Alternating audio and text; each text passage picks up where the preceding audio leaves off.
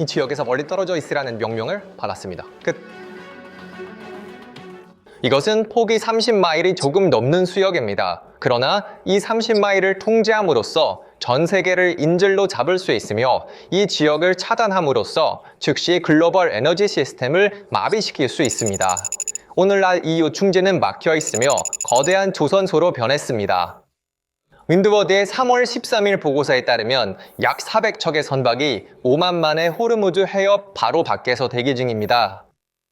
유조선, LNG 운반선, 건화물선, 컨테이너선이 나란히 줄지어 서 있으며 그중 어느 것도 움직일 수 없습니다.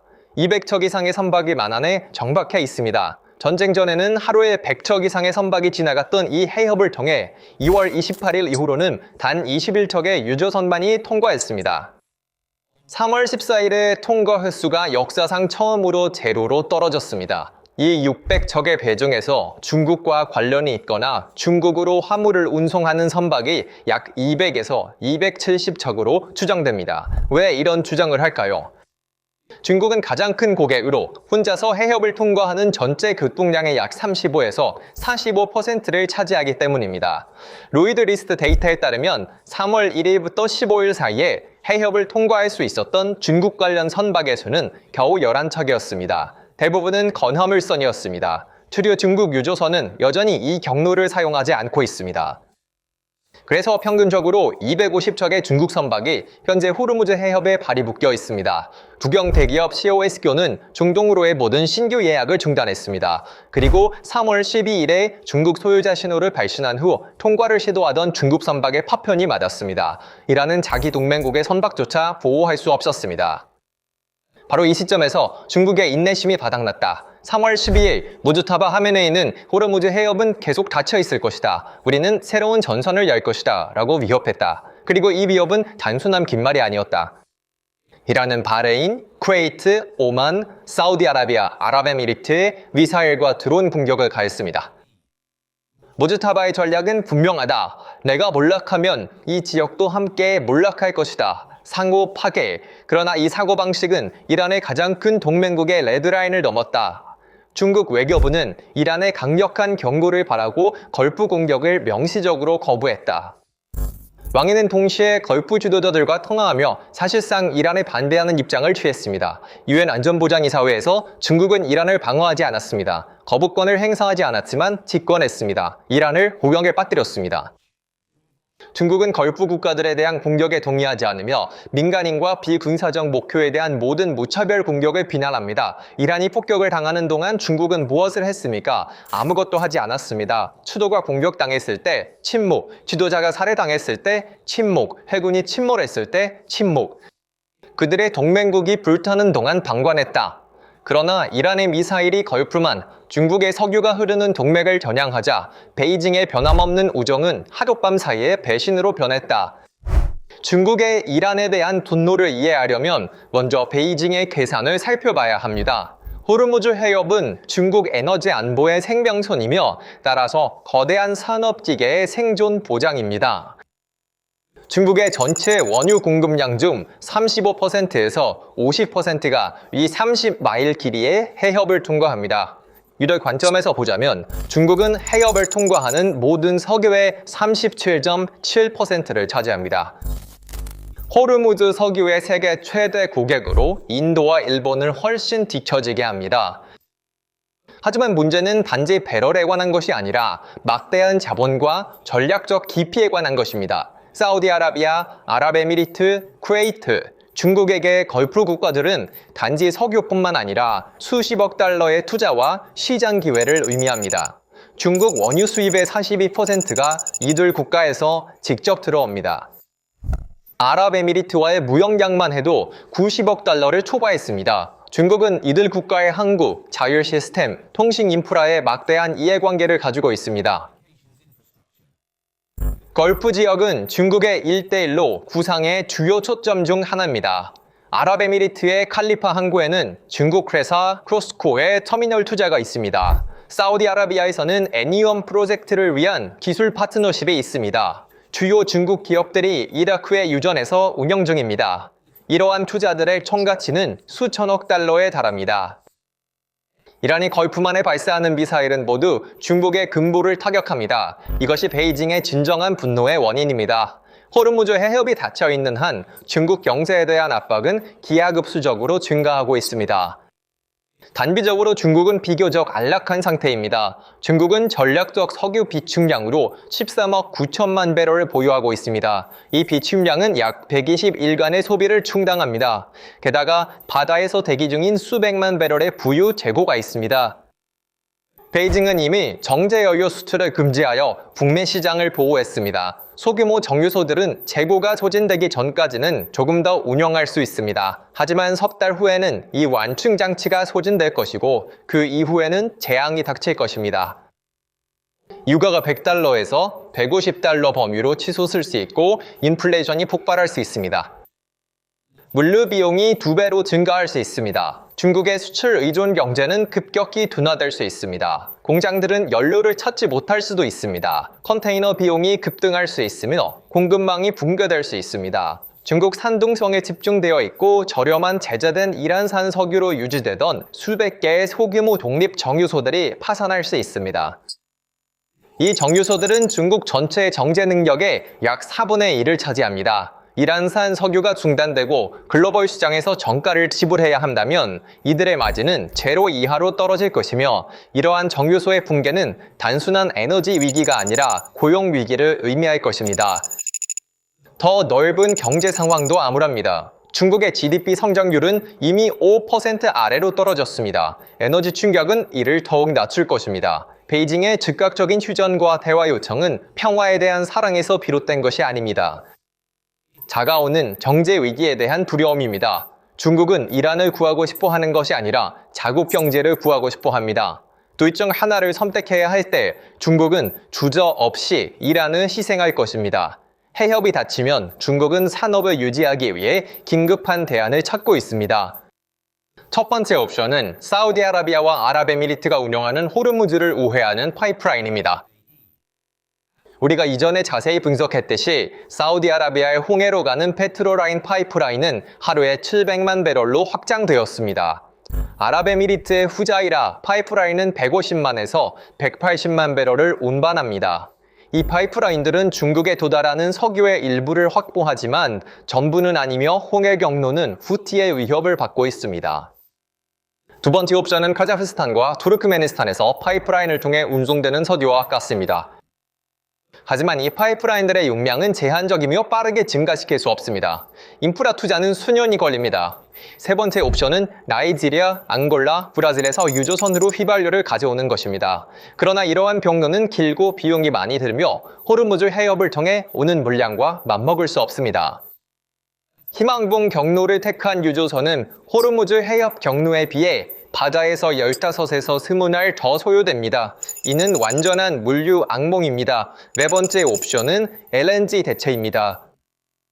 카타르의 대규모 액화 천연가스 수출도 호르무즈 해협을 통과하는데 그것도 중단되었습니다. 중국의 액화 천연가스 수입은 최근 몇 년간 급증했습니다. 호주와 미국이 대체 액화천연가스 공급원이 될 수 있지만 미국으로부터 액화천연가스를 구매하는 것은 현재 미국과 전쟁 중인 이란과의 협력 노력과 충돌합니다. 모든 에너지 옵션에는 외교적 비용이 따릅니다. 중국이 에너지 공급을 확보하기 위해 노력하면서 자체적인 지정학적 모순과 충돌하고 있습니다. 그리고 다섯 번째 옵션은 가장 문제가 되는 러시아입니다. 러시아는 이미 중국의 가장 빠르게 성장하는 석유 공급국이었습니다. ESPO 파이프라인과 시베리아의 힘 천연가스 파이프라인은 중국 러시아 에너지 축의 중추를 형성했습니다. 하지만 호르무즈 해협 위기는 이 관계를 완전히 새로운 수준으로 끌어올렸습니다. 당정식은 간단합니다. 호르무즈 해협이 닫혀있는 한 중국이 걸프에서 석유를 수입하는 것은 어려워집니다. 모든 대안은 불충분하거나 비싸거나 외교적 질에 바치며 러시아는 파이프라인을 통해 중국에 직접 석유를 공급하는 유일한 주요 생산국입니다. 이는 중국이 에너지 안보를 위해 러시아에 완전히 의존하게 되었음을 의미하며 푸틴은 이 의존성을 최대한 활용할 것입니다. 러시아는 아시아에 더 많은 석유를 점점 더 많이 판매할 것입니다. 게다가 이러한 거래를 달러 대신 루블과 위안으로 진행함으로써 서방 제재를 오해할 것입니다. 이는 단순한 에너지 무역이 아니라 글로벌 금융 시스템의 변혁입니다. 중국과 러시아의 모든 석유 거래는 달러의 지배력을 약화시킵니다. 상승하는 유가가 이미 러시아의 수익을 증가시키고 있습니다. 이는 우크라이나 전쟁을 자금 지원할 수 있는 막대한 현금 흐름을 제공할 수 있습니다. 여기 우리가 이전에 분석한 베네수엘라, 러시아, 이란의 에너지 포위에 아이러니가 있습니다. 미국은 중국의 세 가지 주요 대체 에너지원들을 체계적으로 압박하고 있었습니다. 베네수엘라 전선은 1월에 닫혔습니다. 이란은 봉쇄 중입니다. 하지만 중국은 러시아를 잃을 수 없고 푸틴은 이를 알고 있습니다. 호르무즈 위기는 러시아가 중국에 대한 영향력을 2배로 늘렸습니다. 호르무즈의 폐쇄는 중국뿐만 아니라 아시아 전체 경제를 질식시키고 있습니다. 이는 특히 일본에 치명적입니다. 후쿠시마 이후 원자력 에너지 용량을 축소한 일본은 에너지 수요의 상당 부분을 액화 천연가스와 석유로 전환했으며 이들 모두 호르무즈 해협을 통과합니다. 한국의 반도체 생산은 매우 에너지 집약적인 분야입니다. 석유와 가스 공급이 중단되면 삼성과 SK 하이닉스의 공장은 속도를 늦추거나 가동을 중단할 것입니다. 이는 아시아뿐만 아니라 전 세계 기술 공급망의 붕괴를 의미합니다. 여기서 잠시 멈춰보죠. 왜냐하면 이 반도체 위기는 푸틴의 최악의 악몽이기 때문입니다. 러시아가 우크라이나에 발사한 탄도미사일, 탱크, 드론의 두뇌는 어디에서 오는 걸까요? 모스크바는 제재를 우회하고 아시아, 특히 한국과 대만에서 제조된 마이크로칩을 암시장을 통해 밀수하여 전쟁 기계를 계속 가동하고 있습니다. 이란이 호르무즈 해협을 봉쇄하면 한국에서의 칩 생산이 중단됩니다. 칩 생산이 중단되면 러시아의 군사 공급망이 마비됩니다. 즉, 푸틴의 동맹국인 이란은 아시아뿐만 아니라 간접적으로 러시아 군대의 무기 생산 라인도 방해하고 있는 것입니다. 다른 주요 구매자인 인도는 어떻습니까? 인도는 이란과의 양자 협정을 통해 총과 허가를 확보함으로써 실용적으로 행동했습니다. 두 척의 인도 유조선이 해협을 통과했지만 이러한 개별적인 해결책은 체계적인 문제를 해결하지 못합니다. 이 12척의 인도 선박이 여전히 이란의 승인을 기다리고 있습니다. 아시아만의 문제일까요? 유럽은 물리적으로 약 5%의 작은 비중을 차지하고 있지만 그로 인한 가격 충격으로 인해 대규모 인플레이션의 파도를 맞게 될 것입니다. 석유는 세계적인 상품입니다. 호르무즈 해협에서 한 배럴도 사지 않더라도 가격 인상을 피할 수 없습니다. 유럽은 이미 이란 갈등과 우크라이나 위기로 이중 압박을 받고 있습니다. 여기에 에너지 충격이 더해지면 경기 침체와 인플레이션이 동시에 발생하는 스태그플레이션이 불가피해집니다. 이제 가장 중요한 질문에 도달했습니다. 이 위기로부터 누가 이익을 얻을까요? 가장 적게 영향을 받는 나라는 자체적으로 석유를 생산하는 미국입니다. 미국은 호르무즈 해협을 통과하는 석유의 2.5%만을 수입합니다. 러시아는 그곳에서 석유를 수입하지 않습니다. 반대로 석유를 수출합니다. 가격이 오르면 이익을 얻습니다. 이러한 비대칭성이 위기의 지정학적 지도를 형성하고 있습니다. 미국과 러시아는 이 위기의 영향을 가장 적게 받으며 심지어 수혜자입니다. 중국, 일본, 한국, 인도가 가장 큰 영향을 받고 있으며 이란은 자충수를 두고 있습니다. 반면 중국 외교부장 왕이의 전화 외교는 힘의 과시가 아닙니다. 이는 균형을 찾기 위한 필사적인 노력입니다. 베이징의 딜레마는 이란과 걸프 지역 모두를 유지하고 싶어 한다는 것입니다. 이전에 이란에서 제재된 저렴한 석유를 수입하곤 했습니다. 그 문은 닫혔습니다. 이전에는 걸프에서 하루에 수백만 배럴을 수입하곤 했습니다. 그 문도 막혔습니다. 전쟁이 끝나면 다시 저렴한 석유 공급원이 필요하기 때문에 이란을 잃고 싶지 않습니다. 현재 그들의 석유에 의존하고 있기 때문에 걸프 국가들을 화나게 하고 싶지 않습니다. 그러나 전쟁의 본질은 윈윈 전략을 허용하지 않습니다. 이란이 자살적인 사고방식으로 지역을 불태우면서 양측과 잘 지내려는 전략이 무너졌습니다. 중국이 수십 년 동안 중동에서 세심하게 구축한 중립적이고 신뢰할 수 있는 파트너의 이미지는 산산조각이 났습니다. 이 이미지는 이 지역에서 중국의 가장 큰 자산이었습니다. 우리는 사업만 하고 당신의 내정에 간섭하지 않는다 라는 입장은 미국의 군사 개입과 대조를 이루었습니다. 그러나 이제 중국은 한쪽을 선택해야 하며 선택한 쪽은 분명합니다. 돈, 석유, 걸프. UN 안전보장이사회 투표에서의 기권은 이를 외교적으로 확인하는 것입니다. 중국은 이란을 비난하지 않았지만 방어하기를 거부했습니다. 거부권을 행사하지 않았습니다. 이란을 홀로 남겨두었습니다. 이것은 베이징이 저지를 수 있는 가장 부드러운 형태의 배신이지만 여전히 배신이며 이란은 이를 알고 있습니다. 이라는 협박을 통해 중국을 협상 테이블에 붙잡아 두려고 하고 있습니다. 하지만 중국의 반응은 명확합니다. 우리 경제를 희생하면서까지 당신을 지원하지 않을 것입니다. 지정학적 무대에는 영원한 우정은 없고 영원한 이익만이 존재합니다. 이러한 위기는 오늘날 이 냉혹한 규칙의 뚜렷한 예입니다.